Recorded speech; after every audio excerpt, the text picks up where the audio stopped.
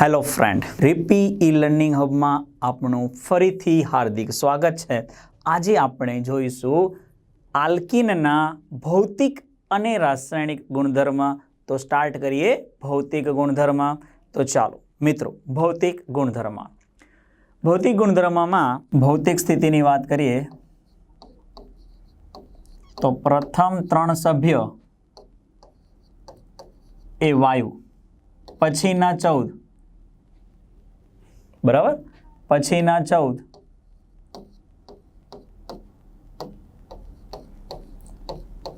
પ્રવાહી અને 17 કાર્બનની ઉપર જાઓ એ બધા કેવા આવશે?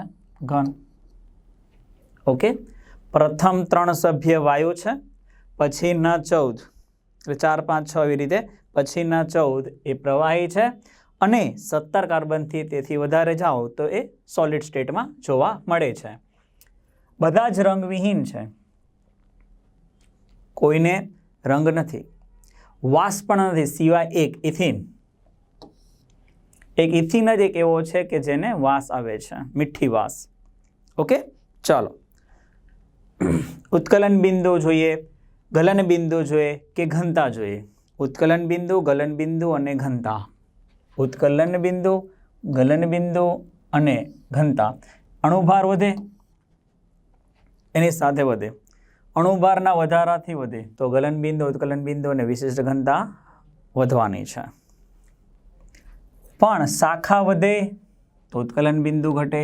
યાદ જ છે આપણને કે ઉત્કલન બિંદુ, આમાં આપણે એ રીતે યાદ રાખ્યું હતું કે ઉત્કલન બિંદુ તેના અણુભારના સમપ્રમાણમાં અને ઉત્કલન બિંદુ તેની શાખાના વ્યસ્ત પ્રમાણમાં. ક્લિયર? તો આટલું જ તમારે ધ્યાનમાં રાખીને ચાલવાનું છે. આલ્કીનનું ઉત્કલન બિંદુ, ગલન બિંદુ એ આલ્કેન કરતાં થોડું વધારે છે.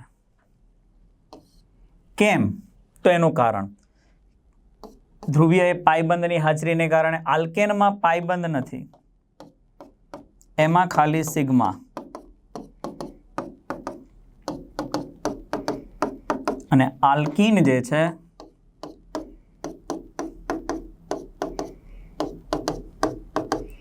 એમાં સિગ્મા અને આજે પાયબંધ. તો પાયબંધની હાજરીને કારણે આંતર આણવીય આકર્ષણ બળ શું થાય છે? વધે. કોની સાપેક્ષે? આલ્કેનની સાપેક્ષે. તો આલ્કેનની સાપેક્ષે આલ્કીનમાં આંતર આણવીય આકર્ષણ બળ વધારે છે, માટે એનું ઉત્કલન બિંદુ વધારે છે, ગલન બિંદુ વધારે છે. ઓકે, ઉત્કલન બિંદુ અને ગલન બિંદુ તેના સંલગ્ન આલ્કેન કરતાં કેમ વધારે છે? તો એનું કારણ છે એમાં પાયબંધની હાજરી. કયા બંધની હાજરી? પાયબંધની હાજરી. ક્લિયર? ચાલો હવે આપણે દ્રાવ્યતા જોઈએ. પહેલું ભૌતિક સ્થિતિ જોઈ, ગલન બિંદુ, ઉત્કલન બિંદુ, ઘનતાના ટોપિક જોયા. હવે દ્રાવ્યતા. પહેલા ભૌતિક સ્થિતિ, પછી આપણે જો ઉત્કલન બિંદુ, ગલન બિંદુ, ઘનતા. હવે આપણે જોઈશું દ્રાવ્યતા. તો પાણી સાથે હાઇડ્રોજન બંધ નહીં બનાવી શકે. દ્રાવ્યતા માટે તમારે શું જોવાનું હોય છે? દ્રાવ્યતા માટે નંબર ઓફ હાઇડ્રોજન બંધ. જેટલા હાઇડ્રોજન બંધ બનશે એટલી દ્રાવ્યતા વધારે. પણ આલ્કીન પાણી સાથે હાઇડ્રોજન બંધ બનાવી શકતા નથી. અને જો પાણી સાથે હાઇડ્રોજન બંધ બનાવતા ન હોય તો એ પાણીમાં કેવા હોય? અદ્રાવ્ય હોય. પાણી સાથે હાઇડ્રોજન બંધ બનાવતા નથી તો અદ્રાવ્ય છે. તો જે પાણીમાં, એટલે કે પાણી જે છે એ શું છે? તો કે ધ્રુવીય દ્રાવક, એમાં અદ્રાવ્ય છે. તો કાર્બનિક દ્રાવકમાં દ્રાવ્ય હોય. કાર્બનિક દ્રાવક જેવા કે benzene, chloroform, carbon tetrachloride, acetone, benzene, toluene, આવા જે કાર્બનિક દ્રાવકો છે એમાં દ્રાવ્ય થાય છે. ક્લિયર? ચલો તો અહીંયા જોવો આપણે પહેલા ભૌતિક સ્થિતિ.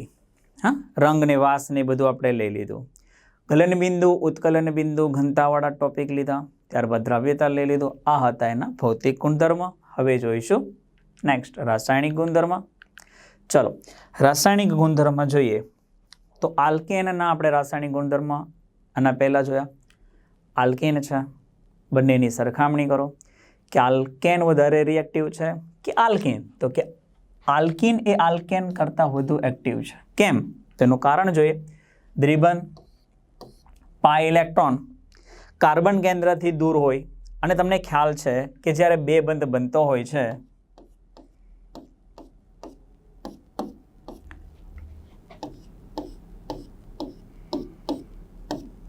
ચલો મિત્રો અહીંયા જો, આમાં ખાલી સિગ્મા છે, આમાં સિગ્મા અને પાઈ છે અને તમને બધાને ખબર છે કે સિગ્મા બંધ કરતાં પાઈ બંધ જે છે એ નિર્બળ છે. કેમ?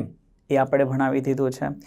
કારણ કે સિગ્મા બંધ જે છે એ એન્ડ ટુ એન્ડ ઓવરલેપિંગથી બનેલું હોય અને એ સખત હોય. પાઈ બંધ જે છે એ સાઇડ વાઇઝ ઓવરલેપિંગથી બને, એ નિર્બળ હોય. ઇઝીલી કયું તૂટશે? પાઈ બંધ, એટલે આ જલ્દી તૂટી જશે, એટલે એની રિએક્ટિવિટી વધારે હોય છે. પાઈ બંધ એ સિગ્મા બંધ કરતાં નબળો છે, એટલે બધું સરળતાથી તૂટે છે. Okay, clear? તો આ જે રીઝન છે કે આલ્કીન એ આલ્કેન કરતાં વધુ એક્ટિવ કેમ છે એનું મેઇન કારણ છે પાઈ બંધ. ઓકે, ચાલો ક્રિયાશીલતાનો ક્રમ જોઈએ. ધ્યાન આપો, આમાં ખાલી હાઇડ્રોજન છે, આમાં R1 છે, આમાં R2, આમાં બંને બાજુ R એટલે સીસ અને ટ્રાન્સ. મિત્ર અહીંયા ધ્યાન આપજો.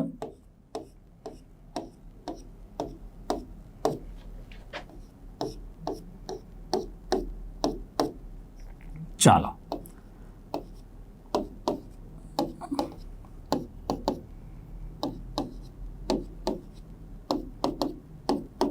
ઓકે, આ શું છે? વિરુદ્ધ બાજુ, એટલે આ થઈ ગયો ટ્રાન્સ.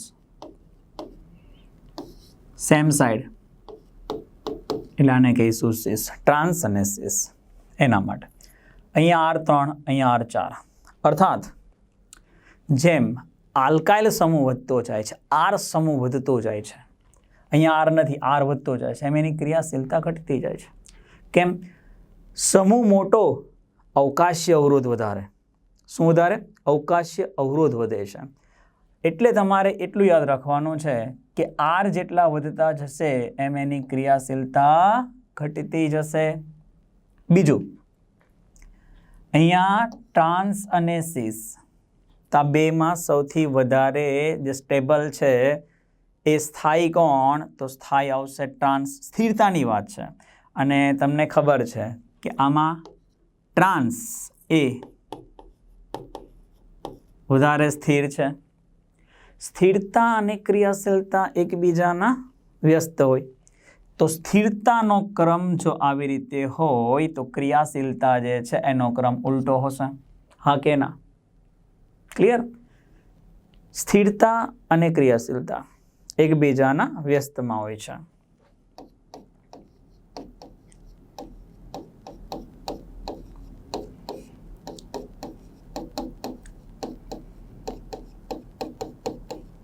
ઓકે, સ્થિરતા અને ક્રિયાશીલતા. અને અહીંયા શું છે? જેમ R વધતો જાય છે, અવકાશી અવરોધ વધતો જાય છે, એમ શું થાય છે? R સમૂહનું કદ વધતું જાય છે. તો એની સ્થિરતા જે છે, મતલબ એની જે ક્રિયાશીલતા જે છે એ શું થાય છે? ઘટતી જશે, કારણ કે એની સ્થિરતા વધતી જશે. R વધે છે, સ્થિરતા વધે છે. સ્થિરતા વધે છે, ક્રિયાશીલતા ઘટે છે. ઓકે, ક્લિયર થઈ ગયું આ તમારું? ચાલો, સમજ પડી ગઈ? સિમ્પલ લોજિક છે. R વધશે, સ્થિરતા વધે. બરાબર? સ્થિરતા વધે, ક્રિયાશીલતા ઘટે. બીજું કોઈ નવું તમારે અહીંયા ધ્યાનમાં રાખવાનું નથી. ચલો હવે નેક્સ્ટ. આલ્કીનની ક્રિયાશીલતાનો દર એ હાઇડ્રોજનેશન ઉષ્માના સમપ્રમાણમાં હોય. હાઇડ્રોજનેશન એટલે જેટલી હાઇડ્રોજનેશન ઉષ્મા વધારે એટલે એની ક્રિયાશીલતા વધારે. તો એનો મિનિંગ એમ થયો કે ક્રિયાશીલતા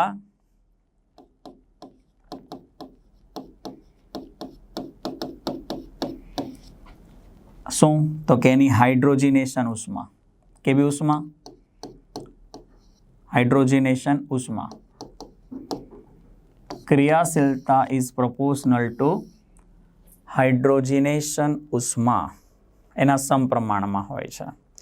એનો મિનિંગ કે જેમ હાઇડ્રોજિનેશન ઉષ્મા વધારે હશે એમ એની ક્રિયાશીલતા વધારે હશે. પણ સ્થિરતા અલગ છે, કારણ કે સ્થિરતા અને ક્રિયાશીલતા એકબીજાના વ્યસ્તમાં છે. ક્લિયર?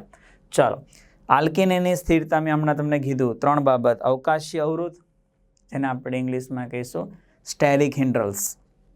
હાઇપર કોન્જ્યુગેશન, જે તમે આખો એક ટોપિક ભણેલા છો, હાઇપર કોન્જ્યુગેશન અને હીટ ઓફ કમ્બુશન. ઓકે, આ 3 બાબત ઉપર આધાર રાખે છે. ચલો હવે જોઈએ નેક્સ્ટ. આલ્કિન એ કઈ કઈ રિએક્શન આપી શકે? સ્ટેપ બાય સ્ટેપ દીકરા હવે આપણે આ ભણવાની છે કઈ કઈ રિએક્શનોમાં. ધ ફર્સ્ટ વન રિએક્શન જે છે યોક્સિલ રિએક્શન. ઓક્સિડેશન, યોક્સિલ પ્રક્રિયા, ઓક્સિડેશન પ્રક્રિયા, વિસ્થાપન પ્રક્રિયા, પોલિમરાઇઝેશન પ્રક્રિયા અને સમઘટકીકરણ. હવે આ દરેકને આપણે સ્ટેપ બાય સ્ટેપ સ્ટડી કરીએ ડિટેલની અંદર. તો સૌથી પહેલાં આપણે લઈ લઈશું સમઘટકીકરણ. ઓકે, ચાલો. તો પહેલું આપણે શું લઈશું? યોક્સિલ પ્રક્રિયા. મિત્રો જો, પહેલી જે યોક્સિલ પ્રક્રિયા એમાં જોઈશું ફ્રી રેડિકલ્સ વાળી, મુક્ત મૂલક. એમાં આપણે જોઈશું hydrogen, addition of hydrogen, addition of હાઇડ્રોજનનો ઉમેરો. આ તમને ખ્યાલ છે. આ કોણ છે? તો કે આલ્કિન. રાઈટ? ચલો, હાઇડ્રોજનનો ઉમેરો કરવો હોય, આપણે ભણી ગયા છે રિડક્શન. રેડી? ધ્યાન રાખવા કીધેલું મેં તમને આલ્કેનમાં. પીડી, પીટી અને એનઆઈ. આપણે એવું કીધું હતું કે જો તમે પીડી અને પીટી વાપરો છો તો રૂમ ટેમ્પરેચરે આ રિએક્શન થઈ જશે. પણ જો તમે નિકલ યુઝ કરશો તો ત્યાં તમારે ડેલ્ટા અને દબાણ લેવું પડશે. યાદ આવ્યું? ચાલો, આ હાઇડ્રોજન એકા કાર્બન સાથે આ પાયબંધ તૂટી જશે. તો જે પ્રક્રિયાની અંદર શું થાય છે? પાયબંધ તૂટે છે. શું તૂટે છે? પાયબંધ. એને આપણે શું કહીએ છીએ? યોક્સિલ. કઈ પ્રક્રિયા કહીશું આપણે? યોક્સિલ પ્રક્રિયા. તો અહીંયા પાયબંધ તૂટી સિગ્મા બંધ જે છે બની ગયો. અહીંયા તો આ બની ગયો RCH2 સિંગલ બોન્ડ CH3 બની ગયો આલ્કેન. પાય તૂટી જશે, સિગ્મા છે એમને એમ રહેશે, પાયબંધ તૂટી જાય છે. પ્લસ અહીંયા જે ઉષ્મા ઉત્પન્ન થશે એ ઉષ્માને આપણે કહીશું હાઇડ્રોજિનેશન ઉષ્મા. કેવી ઉષ્મા? હાઇડ્રોજિનેશન ઉષ્મા. કારણ તમે H2 એડ કરો છો ત્યારે ઉત્પન્ન થતી એનર્જીને આપણે કહીશું હાઇડ્રોજિનેશન ઉષ્મા. ક્લિયર? આમાં સમજ પડી? આગળનું આવેલું રિવિઝન જ છે. ચાલો, હવે અહીંયા ઉષ્મા ઉત્પન્ન થઈ. જે પ્રક્રિયામાં આપણે ઉષ્મા આપવી પડે એને ઉષ્મા શોષક, અને પ્રક્રિયા પૂર્ણ થાય ઉષ્મા ઉત્પન્ન થતી હોય તો એને ઉષ્મા ક્ષેપક કહેવાય. ઉત્પન્ન થતી ઉષ્માને હમણાં આપણે કીધું કે ઉષ્મા હાઇડ્રોજિનેશન ઉષ્મા કહીએ છીએ. મિત્રો યાદ રાખો, સ્થિરતા, ક્રિયાશીલતા અને સ્થિરતા સમજો ધ્યાનથી. તો સ્થિરતા એ હાઇડ્રોજિનેશન જે ઉષ્મા છે એના વ્યસ્ત પ્રમાણમાં, અને સ્થિરતા ક્રિયાશીલતાના વ્યસ્ત પ્રમાણમાં. સમજ પડી? હા, ક્લિયર? તો વસ્તુ આગળ મેં તમને કહી દીધું હતું કે આલ્કિનની જે સ્ટેબિલિટી છે એ હાઇડ્રોજિનેશન એનર્જી છે એના વ્યસ્ત પ્રમાણમાં, અને સ્ટેબિલિટી અને રિએક્ટિવિટી પણ એકબીજાના વ્યસ્ત પ્રમાણમાં હોય છે. ક્લિયર? સમજ પડી?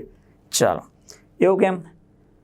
જો તમે વધારે એક્ટિવ હશો તો તમે કોઈ એક જગ્યાએ બેસવાના નથી, સ્થિર નથી થઈ શકો. તમે સ્થિર ક્યારે હશો? જ્યારે તમે એક્ટિવ નહીં હો. સ્થિર મીન્સ કે એક જગ્યાએ તમે બેસી રહો. આળસ. સ્થિરતા એટલે આળસ.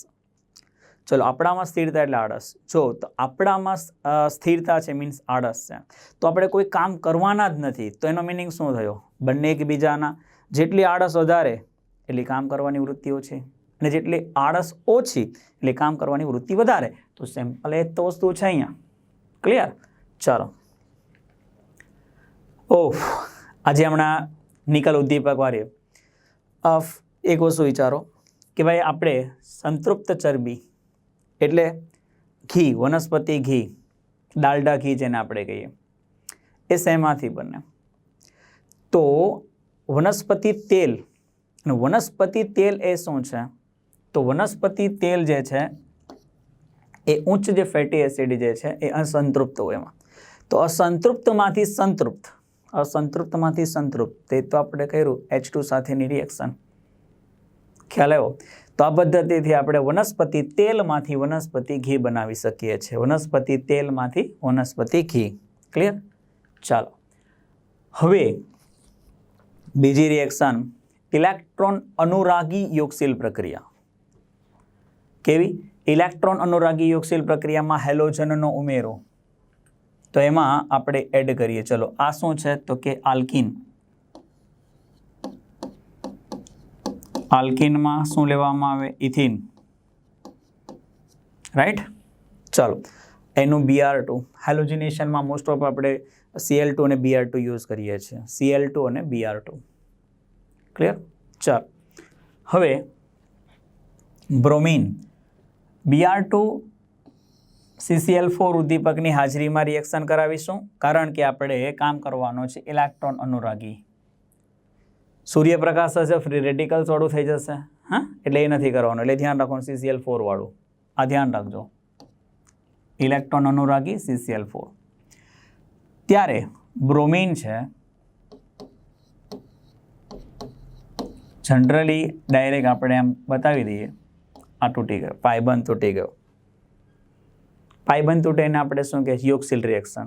તો એક બ્રોમિન અહીંયા, એક બ્રોમિન અહીંયા, તો શું થઈ ગયું તમારું? એક Br અહીંયા, એક Br અહીંયા. 1,2 ડાયબ્રોમો ઇથેન. એટલે આ છે 1,2 ડાયબ્રોમો ઇથેન. મિત્રો ખાસ વાત, બ્રોમિનનો બ્રાઉન કલર છે. હવે જ્યારે એની આલ્કીન સાથેની પ્રક્રિયાથી જ્યારે આ વિસિનલ, તો વિસિનલ ડાયહાઇડ બન્યો, એને કોઈ કલર નથી. તો આ પ્રક્રિયામાં શું થાય છે? તો આ પ્રક્રિયામાં એનો બ્રાઉન કલર દૂર થાય છે. એનો અર્થ કે આ પ્રક્રિયા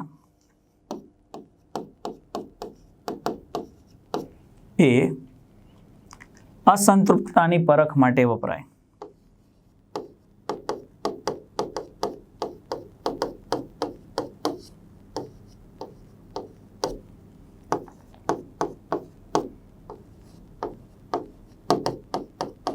આ એક મગજમાં રાખજો કે આ પ્રક્રિયા એ અસંતૃપ્તતાની પરખ માટે વપરાય છે. ક્લિયર? ચાલો નેક્સ્ટ, HX નો ઉમેરો. ઓકે, ચાલો તો HX ઉમેરીએ. આ છે પ્રોપીન.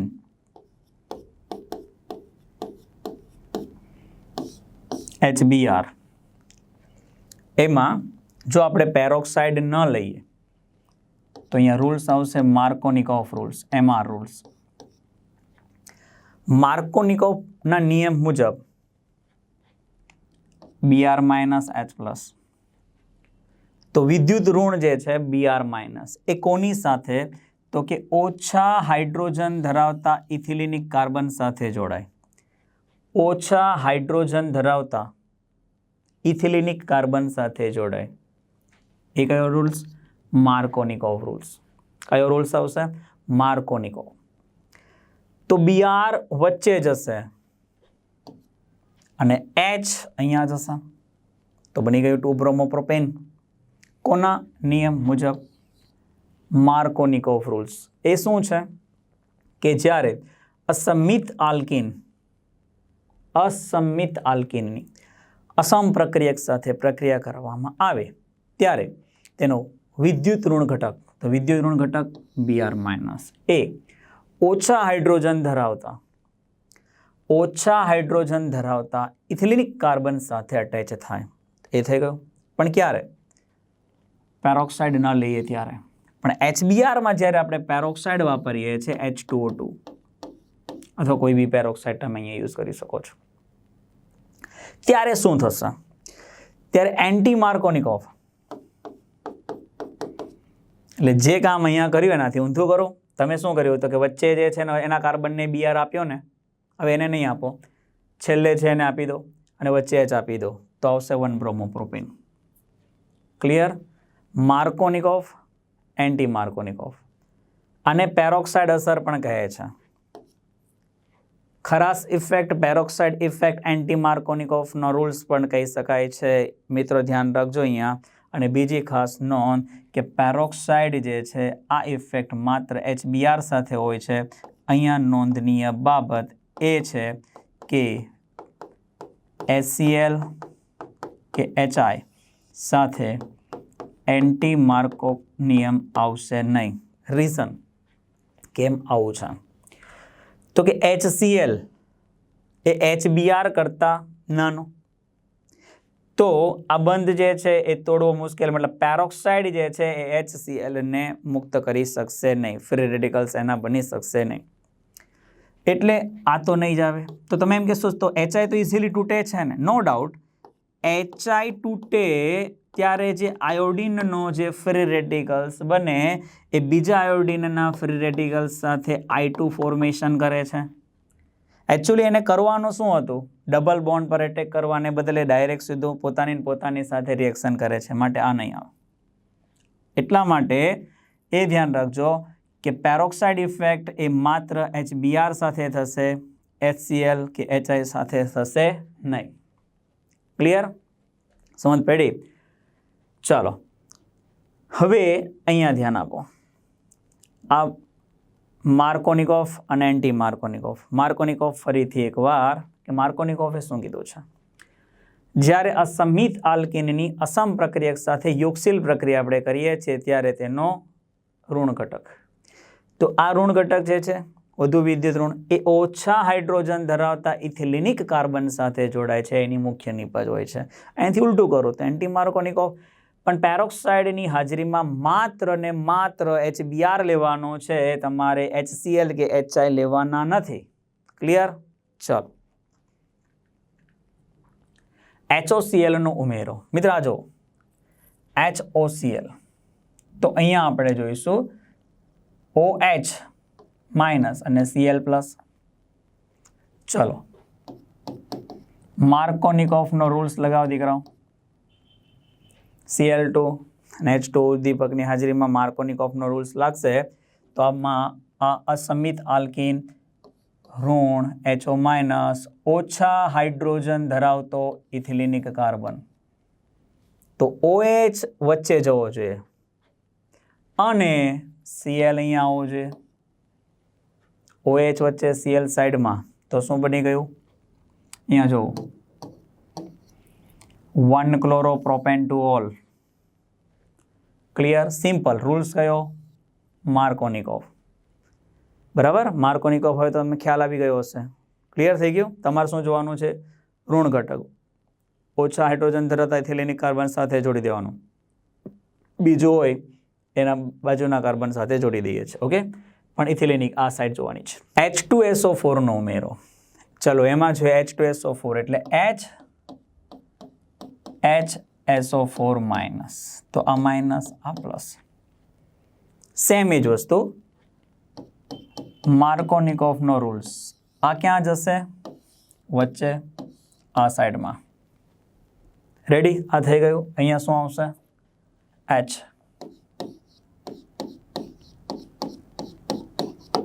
રેડી? ચાલો હવે આને જ્યારે પાણી સાથે ગરમ કરીશું તો શું થશે? તો ત્યારે આ જે છે એ આમાંથી H એની સાથે જોડાશે અને શું બનાવશે? H2SO4 જે આપણને રિપીટ મળશે. અને ત્યાં શું જોડાશે? OH. ક્લિયર? પેલું થઈ ગયું. આમાં પણ શું થયું? શું થયું? તો એ તો થયું કે પાણીનું આપણે H2SO4ની હાજરીમાં પાણીનું એડિશન કર્યું. H2SO4ની હાજરીમાં પાણીનું એડિશન પણ માર્કોનિકોફ. તો ડાયરેક્ટલી બી તમે કહી શકો છો કે H2O તમારે એડ કરવું H2SO4ની હાજરીમાં, તો તમે આ રીતે ડાયરેક્ટ આપી દો છો કે ભાઈ ચાલો H2SO4 પાણી એટલે HOH. આમાં વિદ્યુત ઋણ કોણ? તો કે OH માઇનસ. તો એ ક્યાં જશે? વચ્ચે. અને H ક્યાં જશે? સાઈડમાં. વસ્તુ આવી ગયું ડાયરેક્ટ. આમ ન કરવું હોય ને સીધું કરવું. આપણે તો MCQમાં જ ઇન્ટરેસ્ટ છે, બરાબર છે? તો એ જ પ્રમાણે આપણે કરીશું. ડાયરેક્ટ સીધું પાણી નાખી દીધું તો સેમ HX નાખ્યું એવી રીતે આપણે વોટર મોલેક્યુલ્સ નાખ્યું, જે રીતે HOCl નાખ્યું. બધા કયા નિયમના આધારે? માર્કોનિકોવ. H2O નો ઉમેરો છે, હમણાં આપણે કીધું સેમ ટુ સેમ વસ્તુ આવી ગયું કે ડાયલ્યુટ H2SO4 ની હાજરીમાં H2O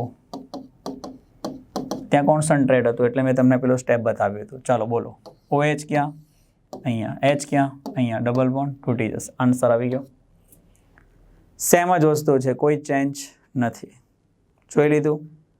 ક્લિયર? ઓકે.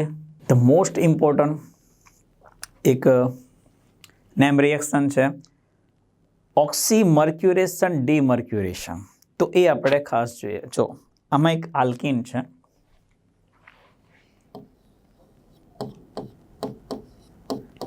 એ આલ્કીનની એકચ્યુઅલી અહીંયા થાય શું છે, ઓક્સીમર્ક્યુરેશન ડીમર્ક્યુરેશનની અંદર તમારે ઇનડાયરેક્ટલી પાણી ઉમેરવાનો છે. એડિશન આપણે H2O નું જ કરવાનું છે, પણ ડાયરેક્ટલી નહીં, ઇનડાયરેક્ટલી. તો અહીંયા આપણે શું કરીશું? આપણે એડિશન ઓફ H2O પણ કેવી રીતે દીકરાઓ? ડાયરેક્ટ નહીં, ઇનડાયરેક્ટ કરવાનો છે. ઓકે, એટલે કે પરોક્ષ રીતે. પરોક્ષ રીતે પાણી એડ કરીએ. જોઈએ, ચલો. પાણી એડ કરવાથી જે આન્સર આવતો એ આપણે પહેલા જોઈ લઈએ. હવે આમાં આપણે પાણી જ એડ કરીએ, H અને OH. તો OH ક્યાં? અહીંયા. H ક્યાં? અહીંયા. તો આન્સર RCH CH3 OH. આવું છે. તો ભાઈ આ બધું શું છે એ સમજો. પણ જ્યારે આ ટાઈપની વસ્તુ આવે એકદમ HG ટાઈપનું, તો સમજી લેવાનું કે આમાં પાણીનું જ કરવાનું છે. આપણે તો સવાલ અને જવાબમાં ઇન્ટરેસ્ટ છે. હવે કેમ આવ્યું એ જોઈએ. હવે તો એના માટે આપણે અહીંયા ઉદ્દીપક વાપર્યો છે. શું? Mercury acetate. એસિટેટ કોને કહેવાય? તો કે acetic acid. Acetic acid, acetate ion, acetate ion અને મર્ક્યુરી Hg+2. તો આ જે બનાવશે, બરાબર છે. હવે આ એસિટેટ આયન જે છે એને આપણે શું લખી શકીએ છીએ? તો કે આ O, આની જગ્યાએ AC, OAC માઇનસ. સમજ પડી ગઈ? OAC minus. ચાલો હવે જોઈએ આગળ. તો આ શું છે? Mercury acetate. ટેટ્રાહાઇડ્રોફ્યુરાન કોની સાથે? H2O સાથે. તો H2O તો અહીંયા છે, પણ ડાયરેક્ટલી નહીં, ઇનડાયરેક્ટલી કામ કરશે. તો અહીંયા થશે કેવી રીતે? તો આ જે છે Hg, OAC અને OAC, રાઈટ? તો ચાલો. તો અહીંયા સર્વપ્રથમ આ જે છે એમાં આ કાર્બન જે છે, આ કાર્બન છે, બેમાંથી એક કાર્બન સાથે એ જોડાશે. ચાલો. તો જ્યારે અહીંયા આ કાર્બન અહીંયા આ રીતે આપણે જોઈન્ટ કરીએ તો નીકળી જશે OAC માઇનસ, બરાબર. અને અહીંયા આવી જશે થોડાક સમય માટે કાર્બોકેટાઇન વાળું. આ જે છે નેગેટિવ, આ છે પોઝિટિવ, આ જોઈન્ટ થશે એની સાથે. અને આ જે કાર્બોકેટાઇન જે બન્યો એ ફરીવાર પાછો એની સાથે જોડાશે, એટલે વચ્ચે આ ટાઈપનું બની જશે.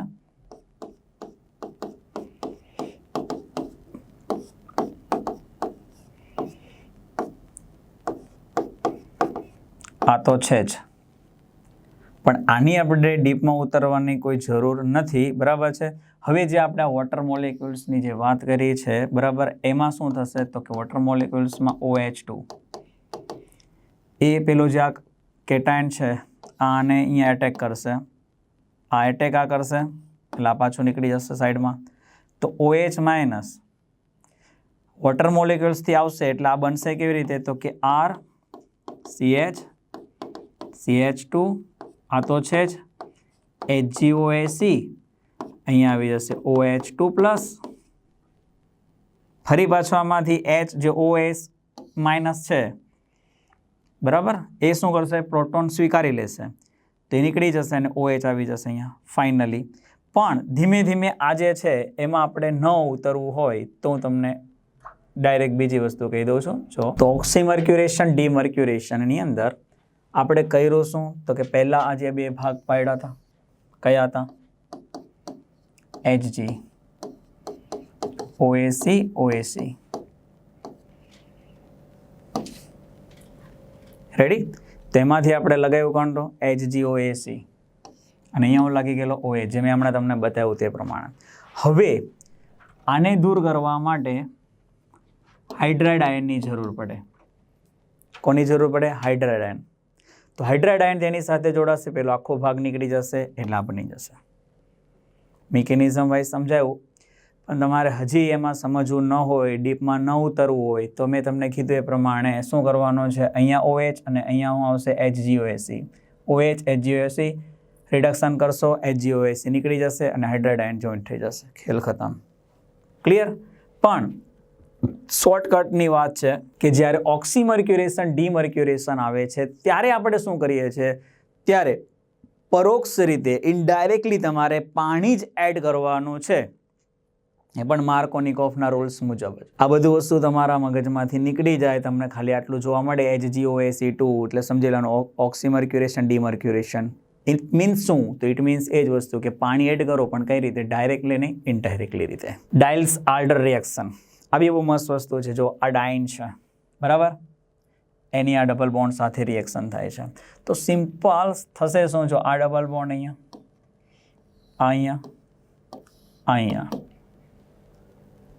આ ડબલ બોન્ડ અહીંયા તો આ CH2 થઈ ગયો આ સિંગલ થઈ ગયા અહીંયા ડબલ થઈ ગયા બની ગયું શું બન્યું